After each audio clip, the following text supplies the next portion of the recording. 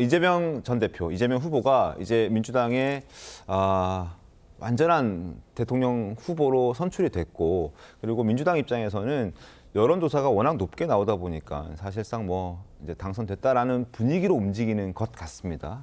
여러 얘기를 들어보면. 그래서 차기 정부 조직도 손을 대겠다 이런 얘기들을 하고 있습니다. 특히 예산 편성권과 관련해서 경제정책 권한을 모두 쥐고 있는 기재부 개편이 시급하다라는 목소리를 지금 강하게 내고 있는 상황인데, 과거에도 그런 얘기를 한 적이 있습니다. 그 목소리부터 확인해 보겠습니다.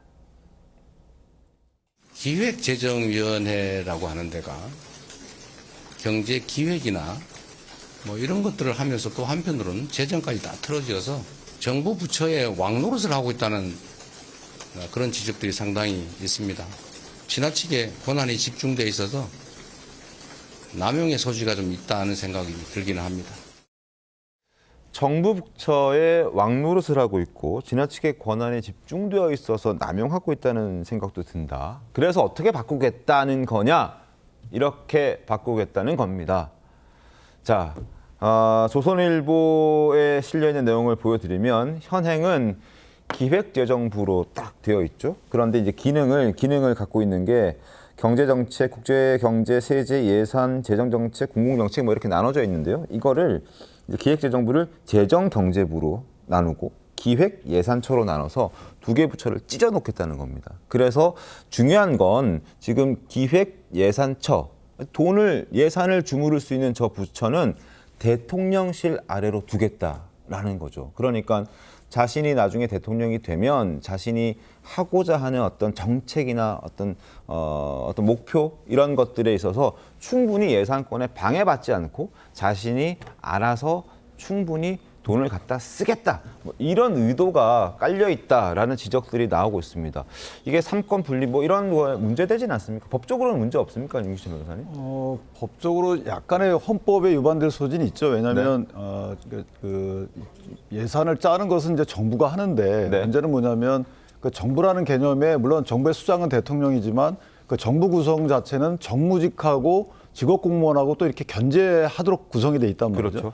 크게 보면은 저희가 선출되는 권력하고 그다음에 원래부터 늘공이라고 저희가 평가받는 직업공무원들하고 약간의 이제 서로 견제하는 역할을 그렇게 꾸며놨어요. 네. 그다음에 국회와 뭐 법원, 국회와 정부 이런 것은 이제 기관끼리의 견제인 것이고, 근데 이재명 후보께서 얘기하는 저 부분은 직업공무원의 견제를 무력화시키겠다는 거죠. 그러니까 재정이라는 것은 저렇게 따지면요, 저 부분을 재정을 짜는 부분을 정당이 줬다고 생각하면 아주 심플해요.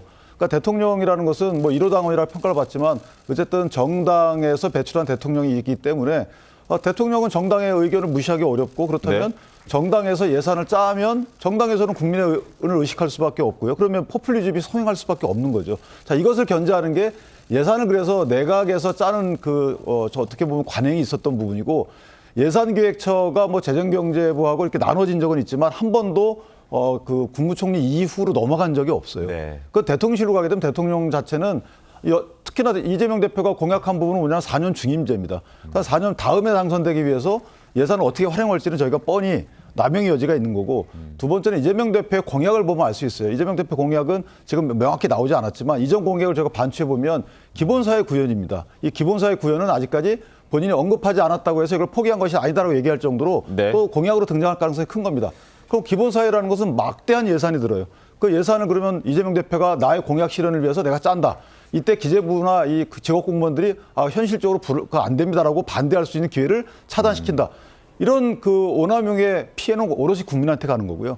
그다음에 이재명 대표의 인식이 좀 문제가 있는 것이 저렇게 한 곳에 권한이 집중되어 있으면 오남용의 우려가 있으니까 이걸 잘라서 본인한테 갖고 온다 그러는데 대통령한테 너무 권한이 또 집중되는 거죠. 그러니까 정당도 다른 정치 세력의 여러 가지 이해관계를 무시할 수 있는 그 정도의 의식을 갖고 있고, 특정 정당이. 그러니까 대통령도 저렇게 예산까지 갖고 있고, 그다음에 정당 내에서도 특정 정치 세력 내에서도 또 특정 정치 세력이 그 내에서도 다른 정치 세력을 발붙이지 못할 수 있도록 막대한 영향력을 행사하고, 그리고 그 누구도 정당 내에서 자정 기능도 안 돼요. 국회가 대통령실을 통제할 수도 없어요. 그 예산도 통제할 수가 없어요. 자, 이렇게 되면 무소불위가 되는 겁니다. 그러니까 이재명 대표가 완전한 분이 아니라면 이걸 스스로 지양해야죠. 나는 이렇게 누군가 권해도 이거는 나를 못 믿는다라고 하셔야 되는데 어떻게 본인을 그렇게 참 믿는지 모르겠습니다. 그러니까 제왕적 대통령이라고 해서 사실 개헌 얘기도 나오는 것이고 여러 가지 변화를 주자, 87 헌법 체제를 좀 벗어나자 이런 이야기도 나오고 있고 책임 총리제 하자 뭐 이런 여러 목소리들이 나오고 있는데 예산권까지 가져가게 되면 제왕적 대통령의 권한이 더 커지는 것 아니냐 뭐 이런 지적들이 뒤따를 수밖에 없고 실제로 어제 민주당이 또 지역화폐 예산 관련해서 1조를 단독으로 전체 회의까지 통과시켜 버린 적도 있어서 이 부분이 문제가 좀 될 것 같습니다.